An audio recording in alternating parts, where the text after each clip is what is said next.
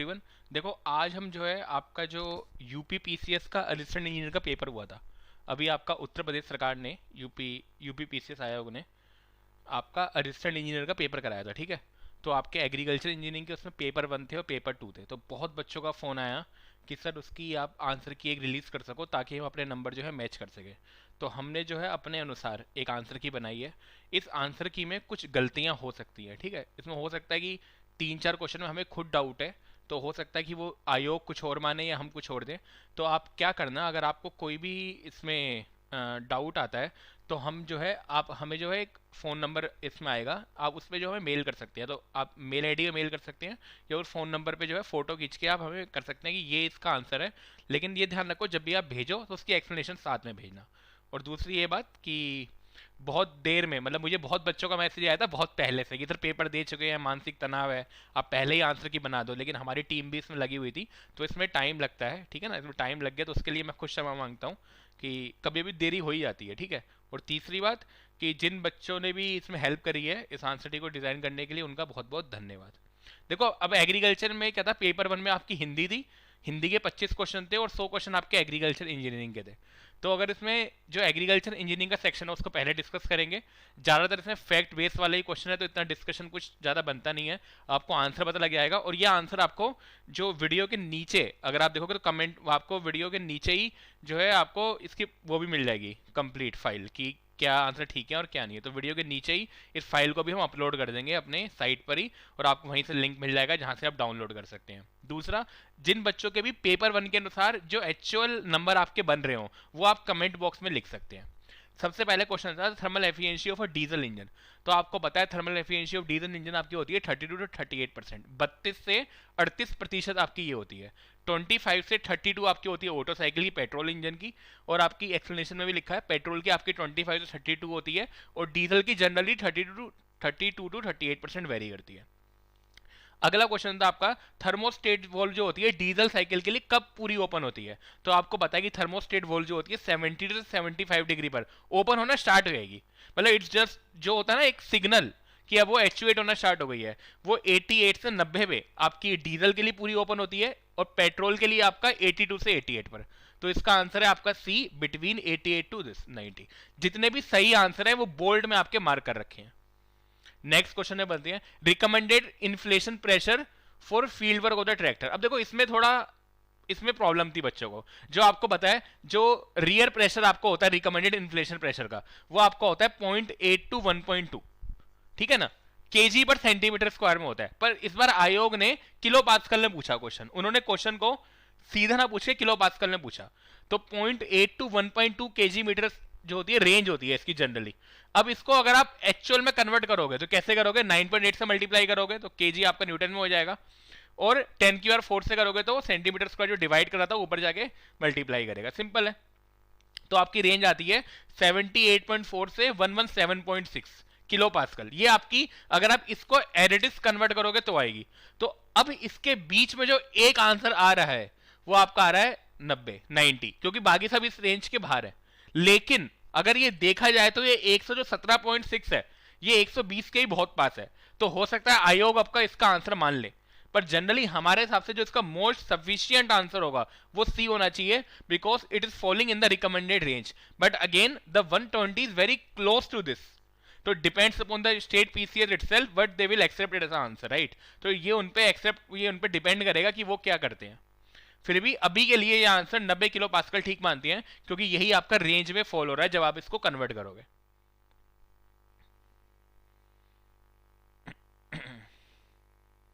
हाँ ठीक है, आगे बढ़ते हैं। The battery should be recharge when it's electrolyte specific gravity should fall below. आपको बैटरी कब रिचार्ज करनी होती है इसकी एक स्पेसिफिक ग्रेविटी की रेंज होती है।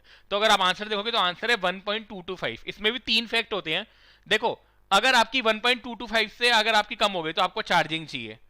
जो फुल्ली चार्ज बैटरी होती है, कभी भी क्वेश्चन बनता है फुल्ली चार्ज बैटरी का, वो 1.280 होता है। कभी अभी बनता है कंप्लीटली डिस्चार्ज का, वो आपका होता है 1.15। तो इसका आंसर क्या है बी, क्योंकि जैसे ही 1.225 से कम होगी तो आपको बैटरी को चार्ज करना पड़ेगा। 30 क्वेश्चन में बढ़ते हैं। In the IC engine turbo charger is driven by. आपको पता है ये तो बहुत ही बेसिक क्वेश्चन है, टर्बो चार्जर की मेरी अलग से वीडियो भी है। टर्बो चार्जर जो होता है एग्जॉस्ट गैसेस से ड्रिवन होता है, ठीक है, इसकी एफिशिएंसी इंक्रीज हो जाती है, वॉल्यूमेट्रिक एफिशिएंसी, क्योंकि जो एयर एंटर करती है वो हाई प्रेशर पे एंटर करती है। और अगर यही सुपर चार्जर पूछा होता, अब सुपर चार्जर पूछते हैं तो वो इंजन ब्लोअर के थ्रू, बेल्ट के थ्रू एक मैकेनिक्स लगी होती है, उसके थ्रू ऑपरेट होता है। तो इसका आंसर क्या है? B, that is exhaust gas. अगला, the oil pressure on the pump. ये भी बहुत ही डिबेटेबल क्वेश्चन है। इसका अगर आप गूगल में पढ़ोगे या रिसर्च पेपर पढ़ोगे तो आपको अलग अलग आंसर मिल सकते हैं, पर सबसे सही आंसर आपका बी बैठेगा, दैट इज 152 2 kg पर सेंटीमीटर स्क्वायर। ठीक है, जो आपको जो मोस्ट ऑनलाइन मटेरियल्स है उसमें यही अवेलेबल है, 150 से 200 kg पर सेंटीमीटर स्क्वायर। अगले क्वेश्चन में बढ़ते हैं 32। विच of the following pump is use in the hydraulic system. अगर आप कोई भी रेफरेंस बुक पढ़ोगे तो उसमें क्लियरली लिखा है गियर और वेन पंप यूज होते हैं, और अगर गियर और वेन होते हैं तो ऑल ऑफ द अबव तो होना ही होना है, क्योंकि दो ऑप्शन तो मैच हो ही गए, तो रेडियल भी होगा ही होगा। तो ये तो बहुत ही सिंपल है कि आपका ऑल ऑफ द अबव। आप अपने ऐसे जो है इन क्वेश्चन को इस तरीके से टैकल करते हैं, क्योंकि ये जब एग्जाम होता है तो ऑब्जेक्टिव तरीके का होता है। अगर आपके दो क्वेश्चन मैच हो गए, लास्ट ऑप्शन के लिखा ऑल ऑफ द अबव, इसका मतलब आपको वो सबसे ज्यादा मोस्ट सुटेबल आंसर है। वहां पर लिखा भी है गियर पंप, गियर में आपके स्पर गियर होते हैं, when pump and sometimes radial pump is also used in the hydraulic system. Air fuel ratio by wait, देखो बाई वेट अलग होता है, बाई वॉल्यूम अलग होता है। अगर आप इसकी रिएक्शन कराओगे मीथेन की तो हो जाएगा CH4 plus O2 equal to, मैं अभी इसको सॉल्व नहीं कराना चाह रहा क्योंकि ये फैक्ट बेस्ड क्वेश्चन है। अगर मैं इसको करूँ, सॉल्व भी करें इसको, एक मिनट, हाँ इसको सॉल्व करें अगर, राइट, तो इसकी इक्वेशन क्या बैठेगी? देखो इन्होंने पूछा था air fuel ratio by wait, right. हाँ, तो ये आपका देखो CH4 है, मीथेन आपका हो गया, और the combustion of the methane gas, तो CH4 मीथेन हो गई, प्लस 2O2, अगर आप इसकी रिएक्शन करोगे तो ये आपका बनेगा CO2 प्लस 2H2O। ठीक है, ऐसी कुछ इसकी रिएक्शन होगी, सिंपल सी बात है। अब आपको क्या निकालना है? एयर बाई फ्यूल, ये रहा, राइट। फ्यूल आपका क्या हो गया? ये हो गया आपका फ्यूल। तो फ्यूल कितना है? 12 प्लस 4 16, फ्यूल आपका 16 हो गया। एयर कितनी हो गई? 2 इंटू 16 32, एयर आपकी 32 हो गई। अब बाई वेट जो होती है इसमें 23% ऑक्सीजन होती है, राइट। मतलब आपको ये तो ऑक्सीजन गिवन है, इट्स नॉट अ एयर। आपको पता है एयर में जो, अगर मैं एयर का ये एक मॉलिक्यूल है तो इसमें ऑक्सीजन जो है 23% होगी, मतलब 23% हिस्सा एयर का ऑक्सीजन होगा, राइट। तो ऑक्सीजन, अब मुझे ऑक्सीजन पता है 32 ग्राम, आपकी 1 kg एयर में कितनी होती है? 0.23, राइट। ये कर सकते हो, तो यानी 1 ग्राम ऑक्सीजन में एयर कितनी हुई? 1/0.23, तो ये आपका आ जाएगा 32.23। It's amount of the air that you need. Fuel कितना है आपका? ये रहा, तो एयर आपकी हो जाएगी 32 डिवाइड बाय 0.23, और फ्यूल कितना आया? 16। If you solve it, it will be coming out to be 17.3 ratio 1। तो इस तरीके से इस क्वेश्चन को टैकल करते हैं, ठीक है। ज्यादा डिस्कस करने का इसमें कुछ होता नहीं है, एक मिनट, है ना, हाँ ठीक है। तो ये आपका क्लियर हो गया। नेक्स्ट क्वेश्चन में बढ़ते हैं। तो लिखा भी है O2 बाई वेट, जब आप बाई वेट सॉल्व करते हो तो 23% होता है, बाई वॉल्यूम सॉल्व करते हो तो 21% होता है, उसको अलग तरीके से सॉल्व कराया जाता है। अगला, the factors affecting the draft of the flow. जो ड्राफ्ट ऑफ द फ्लो होते हैं आपके 6-7 फैक्टर होते हैं, जो डिपेंड करता है। साइज ऑफ द फ्लो हो गया, डेप्थ ऑफ फ्लोइंग हो गया, आपका कंडीशन ऑफ सॉइल हो गया, स्पीड हो गई, इंप्लीमेंट टाइप हो गया, शार्पनेस ऑफ द एज हो गई, ठीक है, टाइप ऑफ अटैचमेंट हो गया। So if you can see there are the 3 option which are, मतलब डिट्टो मैच हो रहे हैं, इसमें तो कुछ डिबेटेबल है ही नहीं। साइज ऑफ द फ्लो भी आंसर है, डेप्थ ऑफ द फ्लो भी, और ये भी, तो all of the above will be the right answer. बहुत ही इजी क्वेश्चन था। 35th क्वेश्चन में बढ़ते हैं। Depth of the flow can be adjusted. आपको पता है वर्टिकल सेक्शन होता है, हॉरिजॉन्टल सेक्शन होता है। हॉरिजॉन्टल सेक्शन से आप विथ कंट्रोल करते हो, डेप्थ ऑफ द फ्लोइंग होती है आपकी वर्टिकल सेक्शन से, तो ये भी बहुत इजी है। फिर draft of the flow can be reduce by, अब ये बहुत डिबेटेबल टॉपिक है। मतलब if you can see the draft, you can say that draft is equal to unit draft into the area. So if you decrease the area, the draft will also get decreased. So you can say reducing the cross section of the area, the draft of the plow can be reduced. Now most suitable dryer for the cereal grain. Cereal grain के लिए सबसे ज्यादा हम rotary type dryer ही use करते हैं. So you can see the rotary dryer is right answer. अब देखो इसमें हमें डाउट है, येलो जो हमने कर रखा है, जब आपको पीडीएफ भी मिलेगी, हम इसी वीडियो के नीचे ही पीडीएफ को अटैच कर देंगे गूगल ड्राइव के साथ शेयर करते हुए या फिर लिंक के साथ शेयर करते हुए। इसमें लिखा है the reverse osmosis is the process of increasing. जो रिवर्स ऑस्मोसिस होता है उससे क्या इंक्रीज होता है? अब इसमें बहुत सारे हैं जो मैक्सिमम हमने जो नेट पे पढ़ा, it's basically it's a concentration exchange process. So in this the concentration will get increase. But again आप इसे गूगल में वेरीफाई कर लेना, the some student are saying the answer may be dilution, तो it will depend upon the आयोग पे depend करेगा कि वो क्या आंसर एक्सेप्ट करता है, but according to us it should be the concentration. Amount of the water removed in KG, अब देखो ड्राइंग वाला क्वेश्चन है, इसको खुद ही, इसमें क्या है ड्राइंग वाले में बताओ, सिर्फ सॉलिड बैलेंस करना होते हैं, एक आधा न्यूमेरिकल आया पूरे उसमें, ये तो बच्चों वाला न्यूमेरिकल है, ठीक है, तो ये खुद ही कर लेना 46.51, मतलब मैं इसलिए डिस्कस नहीं कर रहा हूँ क्योंकि पूरा लंबा पेपर है बहुत, वरना ये तो खुद ही हो जाएगा, मतलब पता ही है सबको कैसे करना है, तो इसमें कुछ है नहीं डिस्कस करने वाला।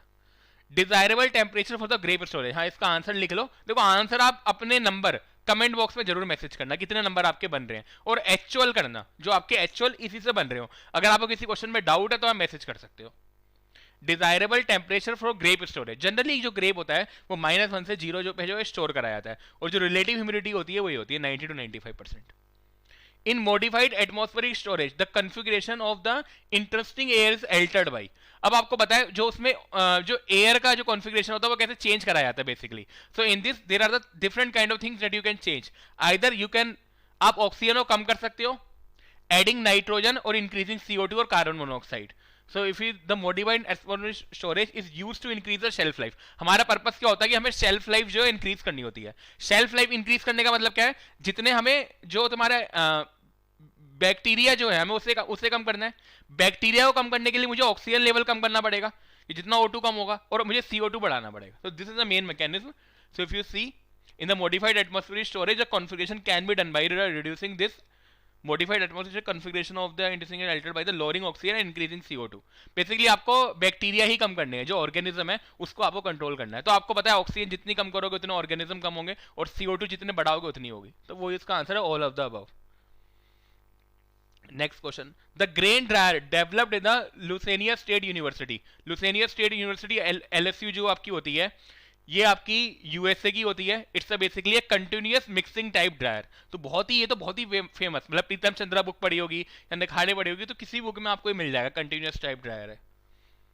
Again the grain moisture at the time of this procurement is measure by, अब देखो इसमें आपके ग्रेन मॉइस्चर में आपके दो टाइप के मेथड होते हैं, डायरेक्ट मेथड और इनडायरेक्ट मेथड। डायरेक्ट मेथड में क्या आता है आपका ओवन ड्राइंग मेथड हो गया, इंफ्रारेड मेथड होगा, ये सब टाइम कंज्यूमिंग मेथड होते हैं। इनडायरेक्ट में क्या आता है आपका इलेक्ट्रिकल रेजिस्टेंस होता है, डाई इलेक्ट्रिक मेथड होता है। तो यहाँ पे जो आपको प्रोक्योरमेंट में जल्दी जल्दी करना है, मतलब आपके पास टाइम कम है and you want to measure it, right, तो इसमें जो आपका फास्ट जो मेजरमेंट होता है इट विल, बाकी सब डायरेक्ट मेथड के हैं, it also direct also direct also direct, only यही आपका इनडायरेक्ट है, तो dielectric method will be the right answer, तो D is the right answer. जो थ्रेश पैडी होती है सन ड्राइड, अब ये तो याद करने वाला फैक्ट बेस्ड क्वेश्चन है, when you are having the thresh paddy you can dried it at 13 to 14%, तो इसका आंसर है, correct answer is B, 13 to 14%। Maximum moisture content for the safe storage for the wheat, अगर आप wheat को storage करना चाहते हो तो अगर आप 9 मंथ के लिए कर रहे हो तो 14% रहेगा, और अगर आप 9 मंथ से ऊपर जा रहे हो तो 13% रहेगा, तो आप बोल सकते हो 13% इन द राइट आंसर, क्योंकि ये एक ऑप्शन था जो एक्चुअल में मैच हो रहा था। You can say if you are, क्योंकि यहाँ पे मेंशन नहीं कर रखा था period of the storage, but you will consider for the higher storage, आप हायर जो है टाइम के लिए मेजर कर रहे हो तो इट विल बी 13%। ठीक है, नेक्स्ट पढ़ते हैं। साइक्लोन सेपरेटर, साइक्लोन सेपरेटर जो होता है फाइन पार्टिकल्स को करता है, ये आपका इनर्शिया फोर्स को यूज करता है सेंट्रीफ्यूगल फोर्स को अलग करने के लिए, और इट इज क्या करता है fine particles from the solids, तो ये तो बहुत ही, ये तो डायरेक्ट फैक्ट बेस्ड क्वेश्चन है, again it's again the fine, और ये प्रिंसिपल लिखा हुआ है, it works on the inertia. अब देखो ये वाला ही फैक्ट बेस्ड क्वेश्चन है, butter is largely packed in this laminated aluminium foil, जो इसकी रेंज होती है generally varies from the 7 to 9 micrometre, but you can say the 9 micrometre is the correct answer. ये भी बताओ, ये तो अब इसमें भी क्या ही है, ये तो हर एक बच्चा मैं मान के चल रहा हूँ पढ़ के गया होगा। If L is this H is the depth of the storage, so आपको पता है यहाँ पे डीप और शैलो होती है, if the H is smaller than it will be the shallow, right, तो शैलो के लिए करना है तो H will be the smaller by the L10 90 + 5/2, तो बहुत ही आसान है। अगर हायर होती तो डीप भी नहीं हो जाता, तो यही लिखा है इट्स अ शैलो। और शैलो की एक और कंडीशन होती है, जो आपका HD होता है वो आपका 4R से कम होता है, और जो डीप डेप्थ के लिए डीप के लिए होता है वो आपका HD जो है 4R से ज्यादा होता है, इक्वल और 4R दोनों इसी में आता है। Again angle of the repose for the wheat, यहां पे इन्होंने थोड़ा ट्रिकी पूछ लिया था। Correct answer is C 24 to 26। अगर आप एंगल ऑफ रिपोज की टेबल देखोगे तो मिलेट के लिए आपका होता है 20 से 25 डिग्री, वीट के लिए वेरी करता है 23 से 29, 23 to 29 I think, and the paddy is 30 to 35, 30 to 45 शायद।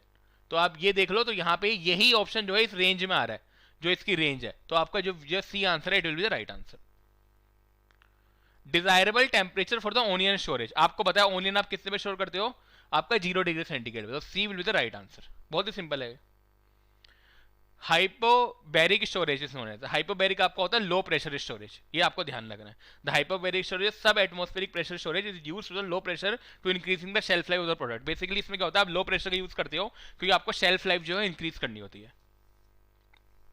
ठीक है, हाँ अब देखो ये यहां से थोड़ी थर्मोडायनेमिक्स स्टार्ट होगी। ठीक है, इसको अब डिस्कस करते हैं। Ice melts into the water at a constant temperature of this, then the volume will get decrease. Why it will get decrease? जैसी ice melt होगी आपका टेम्परेचर इंक्रीज हो रहा है। आपको पता है जो आपको वाटर है उसकी इंटरनल एनर्जी ज्यादा होती है। If you see the internal energy of the water molecule it will be higher than the ice, right. तो जैसे ही वो मेल्ट स्टार्ट हुआ the temperature will get increases, right.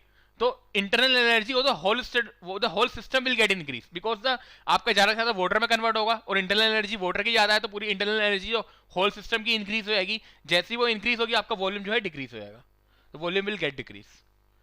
The kinetic theory, ये तो आपका बेसिक एजम्पशन है। If you go through the assumption of this, तो the assume the collision of the particle, it's a perfectly inelastic, so sorry perfectly elastic, तो A is the right answer। Adiabatic steady flow occurs in the condenser, ये भी इसमें direct fact based question है। The total heat of the substance is generally known as the enthalpy, आपका D is the right answer. Otto cycle refers to the, जो आपकी Otto cycle होती है it's a constant volume, और diesel cycle क्या होती है कांस्टेंट प्रेशर, तो आपका ये हो जाएगा A, constant volume is right answer. The air standard efficiency, अब देखो इसमें आयोग ने, मुझे ऐसा लगा कि यहाँ पे मिसप्रिंटिंग हो गई है, क्योंकि एफिशिएंसी का फॉर्मूला होता है 1 - 1/r की पावर गामा -1, मतलब यहाँ पे आर की पूरी होल पावर में होना चाहिए, लाइक ये हमने लिखा हुआ है करेक्ट, यहाँ पे लिखा है आर की पावर गामा फिर -1 कर रखा है। ठीक है, तो ये आपका ठीक नहीं है, तो ये आपको ध्यान रखना है। आपकी एफिशिएंसी का फॉर्मूला ये होता है, तो आयोग ने ठीक नहीं दिया क्योंकि ये आर की पावर गामा -1 होना चाहिए, बाकी ये तो गलत है ही, ये भी आपका गलत ही है, प्लस हो नहीं सकता। यहां पे होता है 1 माइनस का आपका T1/T2 अगर वो करना चाहते हो तो ये भी ठीक नहीं है, तो सी ठीक होना चाहिए, but again this miss printing, क्योंकि मिस प्रिंट मुझे तो लग रहा है यहाँ पे हुई है क्योंकि यहाँ पे लिखा है गामा फिर -1 कर रखा है, it should be in the whole power, तो ये अभी के लिए हम सी ठीक मान लेते हैं इसको। इन द 2 स्ट्रोक इंजन, देखो 2 स्ट्रोक इंजन आप वैसे 2 स्ट्रोक और 4 स्ट्रोक में जनरली कंपैरिजन नहीं कर सकते कंप्रेशन रेशियो में।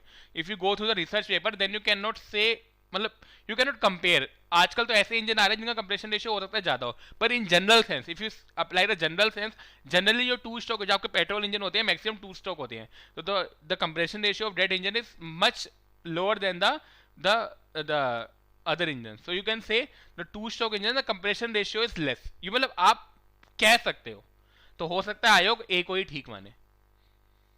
इन 2 स्ट्रोक इंजन जो आपको पता है जो इनटेक होता है फ्लो का, जो चार्ज वगैरह होते हैं इट्स थ्रू द पोर्ट, वहां पे वोल्व तो होती ही नहीं है, तो वोल्व को कंट्रोल करने के लिए कैमशाफ्ट होती है, but the camshaft control the opening and the closing of the valve.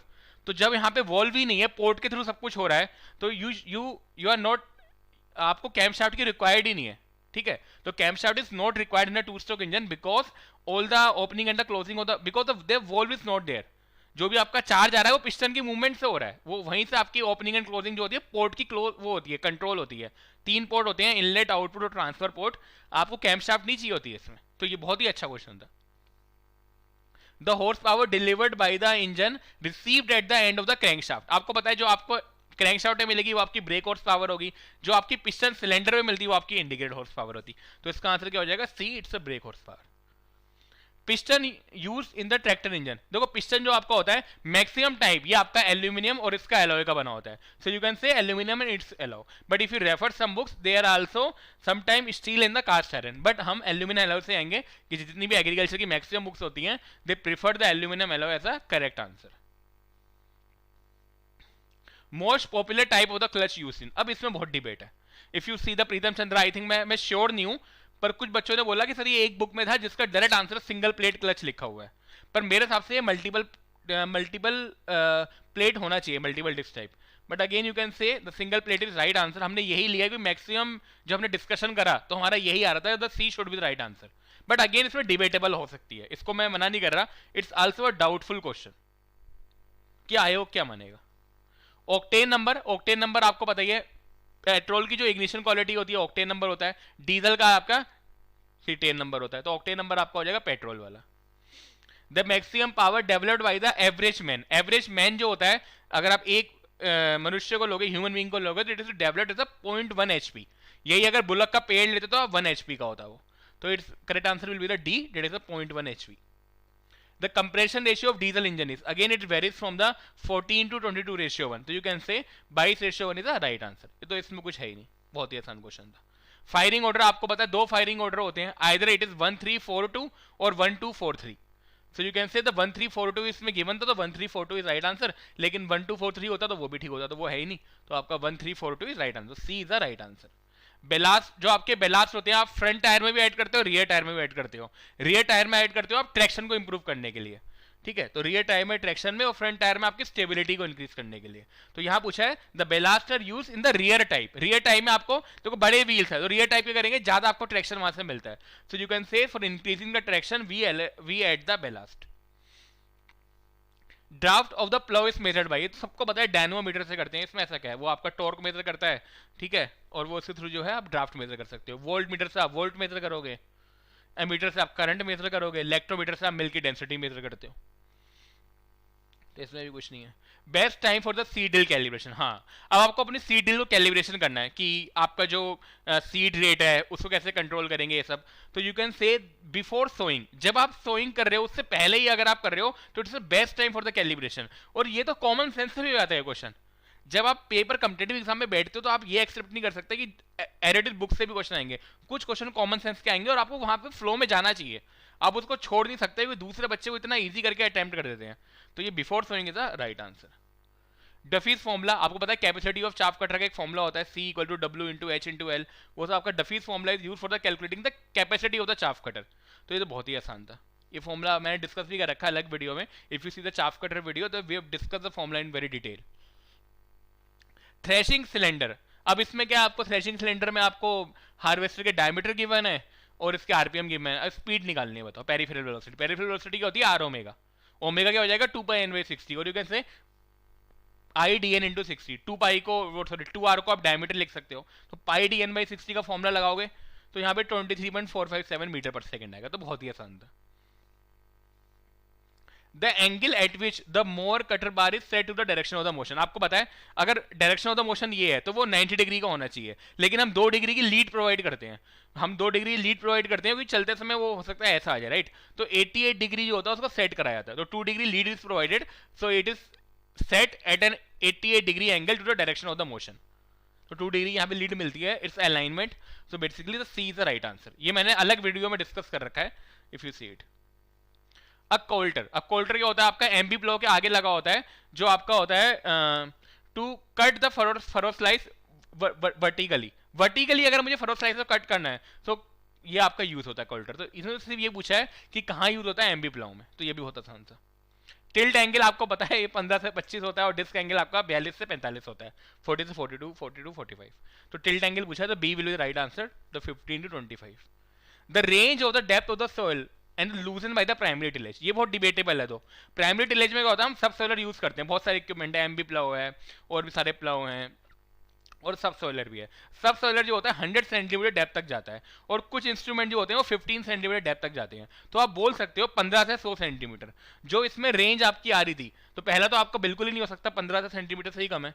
दूसरा is the most optimum range in it which the जो आपका आंसर जो है फॉलो कर रहा है, so you can say the 15.2 to 91.4 centimetre should be correct, क्योंकि सब सोलर हमारे पास एग्जांपल है जो 100 centimetre, it follows in the primary tillage classification, so you can say the B should be right answer. But again आयोग पर depend करेगा वो क्या लेता है, लेकिन हमारे हिसाब से बी होना चाहिए। Heat transfer in the liquid and the gases, सबको पता है कन्वेक्शन के थ्रू होती है। Metals are the good conductor of the heat because they are having the free electrons, उनके पास फ्री इलेक्ट्रॉन है इसलिए वो good conductor of the heat है, वहां पे कोलिजन होता है फास्ट से, फ्री इलेक्ट्रॉन होते हैं, that's why they are the good conductor of the heat, so the C will be the right answer. Heat required to convert the 1 gram of the ice at the 0 degree into the steam at the 100 degree centigrade. But देखो basically इसमें क्या होगा, आपके पास 1 gram ice है, 0 degree centigrade है, तो basically यहाँ पे क्या हो रहा है, पहले वो फ्यूजन हो रहा है उसमें, तो फ्यूजन की जो आपकी वो होती है हीट चाहिए होती है, इट्स 80 कैलोरी पर ग्राम। तो 1 ग्राम है तो फ्यूजन के लिए कितनी चाहिए मुझे, 80 कैलोरी चाहिए, 80 कैलोरी इंटू 1 ग्राम, तो 80 calorie will be the heat, then it will convert to the water, वो आपका जो है टेम्परेचर डिक्रीज होगा 0 से 100, सो यू कैन से एमसीपी डेल्टा टी। तो जो वाटर की स्पेसिफिक हीट होती है वो होती है 1 कैलोरी पर ग्राम पर डिग्री सेंटीग्रेड, राइट। हो गया। तो अगर आप 1 ग्राम और 100 से मल्टीप्लाई करोगे तो आ जाएगा 1 इंटू 100, तो ये 100 हो गया। प्लस अब क्या होगा, वेपराइजेशन की हीट चाहिए, वेपराइजेशन की कितनी होती है 536 कैलोरी पर ग्राम, तो 536 into 1, so if you add it will be the 716 calorie. जो सबसे ज्यादा पास था वो आपका 720 कैलोरी था, तो D should be the right answer. In the combine harvester reel index, reel क्या होती है, अगर आप कंबाइन हार्वेस्टर डीप में पढ़ोगे तो रील इंडेक्स आपका होता है रील की speed divide by the forward speed of tractor, it's a ratio of the reel speed divide by the forward speed. जो इसका रेशियो होता है वो 1.25 से 1.5 होता है, मतलब 20-25 से 50% हायर होती है जो रील की स्पीड है अगर जो फॉरवर्ड स्पीड है। आप समझ रहे हो, एक तो कंबाइन हार्वेस्टर मूव कर रहा है और एक रील घूम रही है, तो रील की स्पीड जो पेरिफेरल स्पीड है इट शुड बी द 25 से 50% हायर होती है फॉरवर्ड स्पीड से, so you can say it falls between the 1.25 to 1.5। और एक क्वेश्चन जनरली ये भी बहुत बनता है गेट वगैरह में, if you increase the reel speed, अगर आप रील स्पीड को 1.5 से भी इंक्रीज कर दोगे तो क्या होगा, शैटर लॉस इंक्रीज हो जाते हैं। शैटर लॉस क्या होता है, आपकी क्रॉप जो है डायरेक्टली वर्टिकली फॉल कर रही है ग्राउंड पे, तो आपको ध्यान रखना। तो इस will be the D will be the right answer. गनल, गनल जो आपका होता है साइड थ्रस्ट को एब्जॉर्ब करने के लिए होता है, it is use in the MB plough. Working element of this AD type thresher, paddy type thresher का आपको पता है वायर लूप जिसको हम बोलते हैं, तो loop you can say the wire loop is the this. और कभी भी एंगल बार को पूछा जाता है कितने होते क्लियरेंस होता है, तो क्लियरेंस जो होता है 30 to 90 mm होता है एट एंट्रेंस पे, सेंटर पे अलग होता है, वो सभी क्वेश्चन पूछे जाते हैं, but again the C will be the right answer. हाँ, इसमें थोड़ा डाउट है, डाउट में डिस्कस करूंगा। The purpose of the registration of the more, देखो रजिस्ट्रेशन क्या होता है, जो आपका नाइफ का गार्ड है वो हर स्ट्रोक में सेंटर पे आपका स्टॉप करना चाहिए, राइट। इट शुड बी क्या बोलोगे, स्टॉप करेगा, जब भी एक स्टॉप खत्म हुआ तो वो सेंटर पे जो है नाइफ जो है उसका हर सेंटर पे स्टॉप करना चाहिए। ये आपका होता है टू आपको अनइवन कटिंग को अवॉइड करना है। अगर आप इसकी एक्चुअल बुक में पढ़ोगे तो you can say to avoid the uneven cutting, आपको बिल्कुल यूनिफॉर्म कटिंग चाहिए, तो उसका तो मेरे हिसाब से इसका जो आंसर होना चाहिए to perform the even job of the cutting. But again the some student are saying it is directly taken from some book, और बुक में जो डायरेक्टली आंसर दे रखा है to consume the less power, ये भी ठीक है, अगर आपका रेडिएशन ठीक है तो पावर कम लगेगी, but it should be the secondary advantage. The first advantage should be this the even जो ऑफ द कटिंग, क्योंकि वो रुकने के बाद डायरेक्ट बीच में आ रहा है, तो जैसे ही वो हमेशा बीच में आएगा तो हमेशा यूनिफॉर्म कटिंग होगी, इवन कटिंग होगी बिल्कुल, तो you can say the B should be the right answer. But again the some student saying the A, but आप बोल सकते हो बी ठीक है। आप भी हमें अपना जो है मैसेज कर सकते हो अगर आपको थोड़ा इसमें ज्यादा अंडरस्टैंडिंग है। Size of the seed drill, it's number of the furrow opener between the spacing between the furrow opener, ये तो उसमें कुछ है ही नहीं। In the seed drill the function of the drag chain, drag chain जो होती है कवर करने के लिए सीड को यूज करती है, तो covering of the seed is done by, ये चैन से भी करी जाती है, ड्रैग से भी करी जाती है, और आपकी रोलर से भी करी जाती है, तो you can say the B is the right answer. 85th which has the maximum value of the thermal conductivity, किस एलिमेंट या फिर किस मतलब जो आपके इक्विपमेंट जो भी गिवन है, ठीक है, इनकी थर्मल कंडक्टिविटी किसकी ज्यादा है, तो बोल सकते हो सी। ओ पर ऐसा है कि थर्मल कंडक्टिविटी बहुत ज्यादा होती है। Heat transfer takes place S पर, जो आपका हीट ट्रांसफर होता है वो सेकंड लॉ थर्मोडायनेमिक्स से जो होता है ड्रिवन होता है। Mode of the heat transfer in solid, आपको पता है सॉलिड में किससे होता है, कंडक्शन से होता है, तो इसमें तो ऐसा कुछ है नहीं। The device which device is used to transfer heat from fluid to another, अब आपको पता है हीट एक्सचेंजर होता है, उसमें क्या होता है आपका हॉट फ्लूइड यहां से आता है, कोल्ड फ्लूइड यहां से आता है, सो यू कैन से जो आपकी फ्लूइड, अगर मैं एक फ्लूइड से दूसरे किसी एलिमेंट में हीट ट्रांसफर कर रहा हूं तो you will use the heat exchanger. Instrument use for the measuring for the specific gravity, specific gravity के लिए आपका इकोनोमीटर यूज होता है। इलेक्ट्रोमीटर आपकी मिल्क की हो गई, मिल्क की डेंसिटी के लिए, ठीक है, और कैलोरीमीटर आपका कैलोरी को मेजर करने के लिए हो गया, तो pycnometer will be the right answer. आप सॉइल साइंस में इसको पढ़ सकते हो, डीप में कैसे करते हैं, आपने लैब वगैरह में भी इसको परफॉर्म करा होगा। In the rubber roller sheller, आपको पता है रबर रोलर शैलर किससे यूज करते हैं, आपको डीहस्किंग करने के लिए, किसकी, राइस पैडी की। रोलर जो होते हैं डिफरेंट डायरेक्शन में और डिफरेंट स्पीड पे रन होते हैं, एक इस साइड मूव कर रहा है तो एक इस साइड, तभी तो वो दोनों को बीच में एंटर कर पाएगा। आप समझ रहे हो, ये सपोज करो गिर रही है ऐसे, एक रोलर इसको ऐसे करेगा, एक रोलर ऐसे करेगा, मतलब the speed should be in the different direction and should be the different, so you can say it run at the differential speed, दोनों की स्पीड अलग अलग होती है और डिफरेंट डायरेक्शन में होती है। और किसके लिए होता है, राइस पैडी के लिए। Moisture content dry basis, dry basis से मॉइस्चर कंटेंट ज्यादा होता है, क्यों, ड्राई बेसिस का फॉर्मूला होता है weight of water divide by weight of dry solids, और ड्राई सॉलिड से डिवाइड हो रहा है, और ड्राई सॉलिड कम होंगे, और जो वेट बेसिस पे होता है वो weight of water divide by total weight. अब ड्राई बेसिस में डिवाइड किससे हो रहा है, सिर्फ ड्राई सॉलिड से, उसमें किससे डिवाइड हो रहा है, टोटल वेट से, तो नीचे ही क्वांटिटी बड़ी किसमें, वेट बेसिस में, तो वो छोटा हो जाएगा, तो बहुत सिंपल है, ड्राई बेसिस ज्यादा होगा, इसमें क्या समझाएं बताओ। The modern method of rice parboiling, rice parboiling के मॉडर्न मेथड जो आपके होते हैं तीन होते हैं, CF TRI method, Jadavpur university method और Malik method, so you can say all of the above will be the right answer, तो D is the right answer. In thin layer drying आपको पता है 20 सेंटीमीटर डेप्थ तक आपकी थिन लेयर होती है, उसके बाद दूसरी आ जाती है, तो depth of the grain is should not exceed the 20 centimetre, ये तो बहुत ही फेमस क्वेश्चन है। In a pressurized parabolic method, the paddy is soaked for nearly 40 minutes at a temperature of, again it's a fact-based question, इसमें fact-based question बहुत सारे हैं, तो paddy को जो soaked कराया जाता है वो 60 से 75 degree centigrade, 60 to 75 degree centigrade पे soaked कराया जाता है।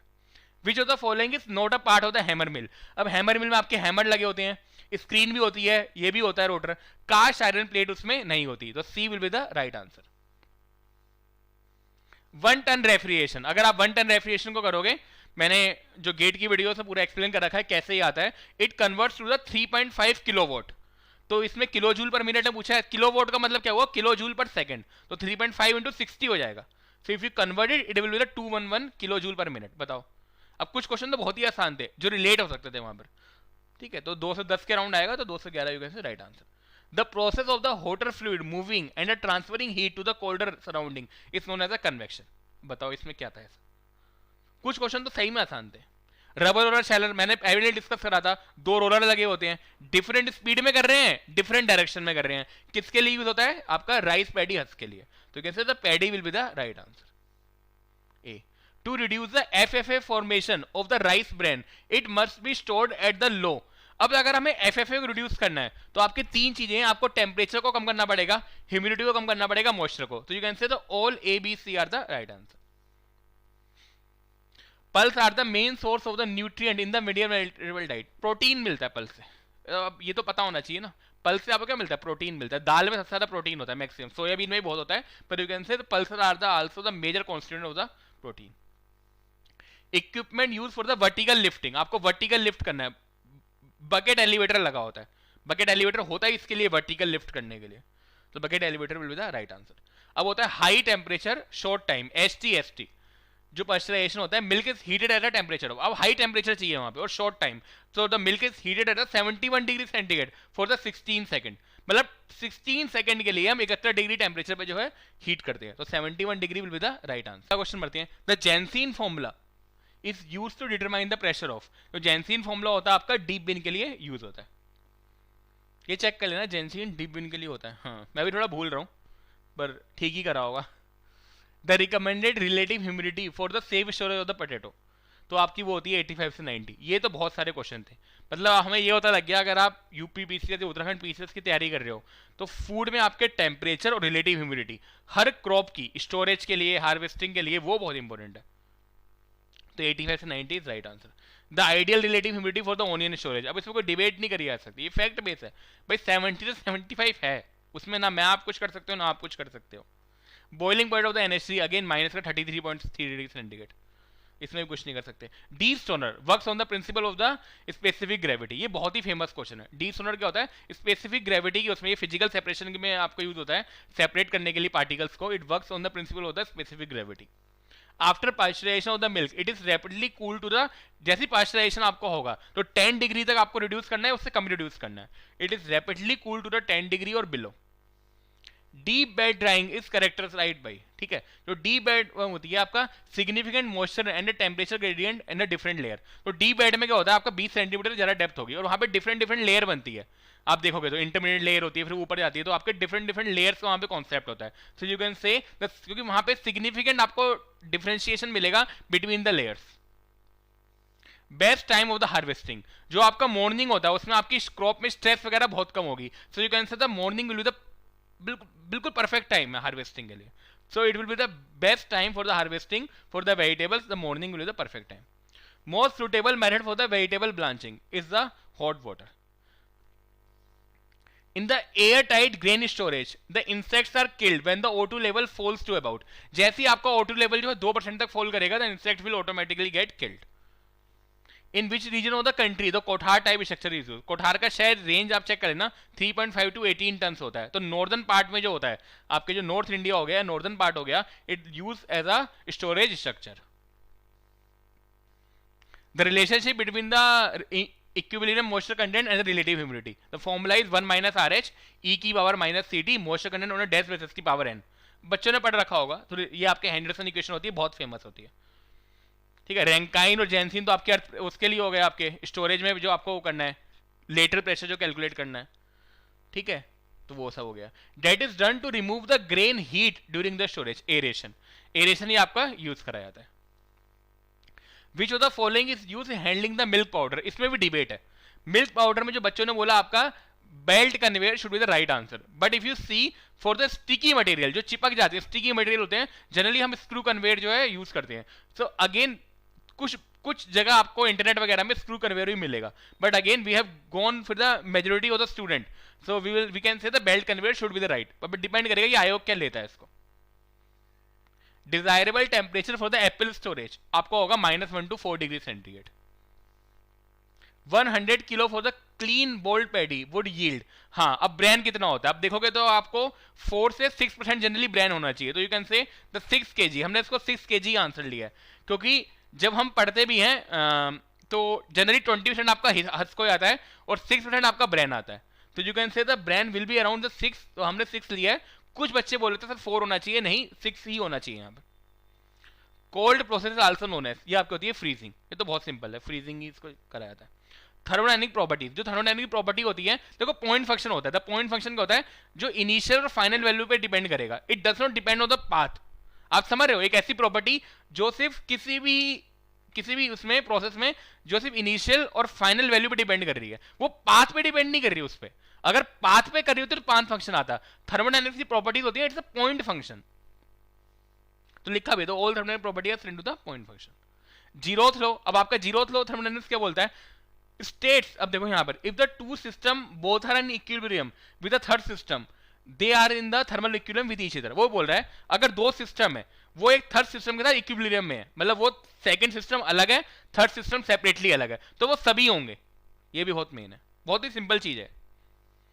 फर्स्ट लॉ ऑफ थर्मोडायनेमिक, जो फर्स्ट लॉ आपका टॉक करता है, वो टॉक करता है आपका हीट का, वर्क का और बेसिक जो कैरेक्टरिस्टिक होती है सिस्टम की, प्रॉपर्टीज होती है उसका। सो you can say the heat, work and the properties of the system. तो ये बहुत ही कंफ्यूजिंग थे वहां पर स्ट्रेस लेवल में मानसिक तनाव होता है, एक स्ट्रेस होती है, एक कंपटीशन होता है, वहां पे इस क्वेश्चन को अटेम्प्ट करने में बच्चे से गलती हुई है। मतलब बहुत सारे ऐसे बच्चे हैं जो हम एक्सपेक्ट कर रहे थे कि क्वेश्चन ठीक करके आएंगे, बहुत सारे क्वेश्चन बच्चे गलत कराए हैं यहाँ पर। Heat and the work are the mutually convertible, ये कौन सा स्टेटमेंट आपका बोलता है, it talks about the first law of the thermodynamics. In the diesel engine, diesel engine में क्या होता है, आपका इंजेक्टर लगा होता है, ऑटो इंजन में आपका स्पार्क प्लग लगा होता है, तो इसमें इंजेक्ट करते हैं फ्यूल को, कंप्रेस सिर्फ एयर कंप्रेस्ड होती है, वहां पे चार्ज होता है ऑटो साइकिल में, तो आपको पता है डीजल इंजन में आपको पता है इंजेक्शन यूज होगा। 1 horse power the 746 what is a 1 HP you can से। ठीक है, अब हिंदी को भी कर लेते हैं एक बार। ये तो आपका हो गया किसका, जो टेक्निकल पार्ट था। ठीक है, देखो हिंदी का मैं कोई एक्सपर्ट तो हूं नहीं, बट मैं करेक्ट आंसर को यहाँ पे डिस्कस कर लूंगा ताकि आप आंसर की मैच कर सको एक बार। ठीक है, एक बार हम हिंदी को भी डिस्कस कर लेते हैं, और जो नए बच्चे हैं उनको भी पता लग जाएगा कि पेपर आता कैसे है। जो असिस्टेंट इंजीनियर का तैयारी करते हैं गवर्नमेंट जॉब्स की, तो they will get the idea how the paper runs, right. तो थोड़ा सा और, हाँ अब हिंदी आ गई यहाँ पे, क्योंकि 25 क्वेश्चन हिंदी के थे, उसको भी डिस्कस कर लेते हैं। मैं हिंदी का कोई बहुत बड़ा वो नहीं हूँ, पर हमारी टीम ने जो आंसर बनाए हैं और मुझे ये जिम्मेदारी दी गई है कि आप जो है इस आंसर को डिस्क्लोज करो, तो मैं बता देता हूँ। इसमें से व्यंजन संधि आधारित शब्द नहीं है, इसका करेक्ट आंसर है उद्धार। चौराहा शब्द में समास है, इसका आंसर है डी। ठीक है। निवृत्ति शब्द का विलोम है, इसका आंसर है आपका सी। मैं आपको फिर करेक्ट आंसर बताऊंगा इसमें। निम्नलिखित में से शारदा का पर्यायवाची शब्द है, इसका आंसर है डी। देखो मुझे बहुत कम नॉलेज है हिंदी की, मेरी हिंदी वैसे ही बहुत बेकार है, मैं सिर्फ आपको करेक्ट आंसर बता रहा हूं ताकि आप आंसर अपने मैच कर सको। चिन्हांशुक शब्द का अर्थ क्या है? रेशम। इसमें बच्चों को डाउट आया था, मैं डाउट सिर्फ डिस्कस कर रहा हूँ। कुछ बच्चे बोले थे रेशम होगा, कुछ बच्चे बोलेंगे चीनी मिट्टी होगा। हमने नेट पे वेरीफाई करा तो इसको रेशम ही कराया था, रेशम का कपड़ा वगैरह कुछ है, तो चिन्हांशुक शब्द का अर्थ आपका रेशम ही है। मृत्यु के इच्छक, इस वाक्यांश के लिए एक शब्द है मुमूर्ष। You can say the B is the right answer. अंदर अंदर कढ़ाई में गुड़ पगना, ठीक है, अंदर अंदर अड़ाही में गुड़ पगना, इस मुहावरे का सही अर्थ है गुप्त मंत्रणा होना, मतलब लाइक कुछ बातें हो रही होंगी, मतलब something like that, I can understand. निम्नलिखित से तद्भव शब्द कौन सा है? तेल। अनेकार्थक शब्द सारंग का निम्नलिखित से एक अर्थ नहीं है, तलवार। निम्नलिखित में से शुद्ध वर्तनी का शब्द है, अगर आप देखोगे शुद्ध वर्तनी, the C is the right answer, सहस्त्र will be the right answer. समास योजना की दृष्टि में से निम्नलिखित में से एक अशुद्ध युग्म है, उसको आपको पहचानना है, तो D is the right answer which is the अशुद्ध। अलग होने के अर्थ में आपका होता है अपादान कारक, आपका अलग होने के अर्थ में होता है, ठीक है, तो अपादान कारक बोल सकते हो कि अलग होने के अर्थ में, ए इज राइट आंसर। निम्नलिखित में से एक शब्द में उपस्वर का प्रयोग नहीं हुआ है, वह शब्द है नयन, D is the right answer. निम्नलिखित में से शुद्ध वर्तनी का रूप है, द सी। ठीक है, फिर आपका पवन शब्द का संधि विच्छेद है, इट्स बी पो प्लस अन। निम्नलिखित में से अनग शब्द का विलोम शब्द है, बी अघी। पक्षी शब्द का पर्यायवाची नहीं है, पिशुन। आप भी पढ़ लेना एक बार, मैं जब आंसर डिस्कस कर रहा हूं, ठीक है। महिषु शब्द का अर्थ है आपका ब्राह्मण, इसमें भी बहुत बच्चों को डाउट हो रहा था, ब्राह्मण यू कैन से should be the most close right answer. नीचे दिए गए वाक्यांश और उसके लिए प्रयुक्त होने वाले एक शब्द का एक युग्म गलत है, वह है उत्तराधिकार में प्राप्त संपत्ति, धरोहर। निम्नलिखित में तत्सम शब्द कौन सा है? विवाह। ने प्लस अल, नयन में संधि है आपकी, अयादि संधि। शुद्ध वर्तनी का शब्द है उज्जवल, ये मुझे पता था बस कि उज्जवल में दो जा आते हैं आधे आधे, तो उज्जवल should be the right answer. बुद्धिहीन शब्द व्याकरण की दृष्टि में से निम्नलिखित किसका है? विशेषण। इनमें से एक वाक्य शुद्ध है, वह है महादेवी वर्मा, छायावाद की प्रसिद्ध कवियत्री। और इनमें से दंते ध्वनियां कौन सी हैं? ये आपका हो जाएगा सी, ता था दा धा। तो ये आपके 25 हो गए। आपका काम क्या है? आप अपने आंसर मिलाओ, ये पेपर 1 का है, पेपर 2 भी हम सोचेंगे जल्दी से जल्दी अपलोड करके आपको दें, उसमें हमारी टीम लगी हुई है, देखते हैं हम कर पाते हैं या नहीं। पेपर 1 के आप अपने आंसर मिलाओ, कमेंट बॉक्स में आपको जितने आंसर आ रहे हैं एक्चुअल, पहले पूरे आराम से मिलाओ, वो आप जो है हमें कमेंट बॉक्स में लिख सकते हो, ताकि हमें भी आइडिया हो जाए कि कट ऑफ जा कितनी रही है। लेकिन आप जनरल मुझसे एनालिसिस पूछोगे, सो आई कैन से कुछ क्वेश्चन बहुत डिफिकल्ट थे, कुछ क्वेश्चन बहुत आसान थे, लेकिन जो आसान क्वेश्चन है जब आप पेपर में अटेम्प्ट करते हो तो वो क्वेश्चन डिफिकल्ट बन जाते हैं, क्योंकि कुछ ऑप्शन ऐसे थे जो कंफ्यूजिंग थे। तो आप बोल सकते हो 55 से 60%, 55 से 60% वो रेंज है जहां पे कट ऑफ हो सकता है लाई करे, 55 से 60%। ठीक है, तो ये आपको ध्यान रखना है। बाकी जब आप अपने सब गैस वर्क है, ये हो भी सकता है और नहीं भी हो सकता, ठीक है, ये हो सकता है इसी आंसर की में कुछ गलतियां हो, तो वो आप हमें जो है भेज सकते हैं ताकि हम करेक्ट कर सकें। ठीक है, तो thank you very much for viewing this video.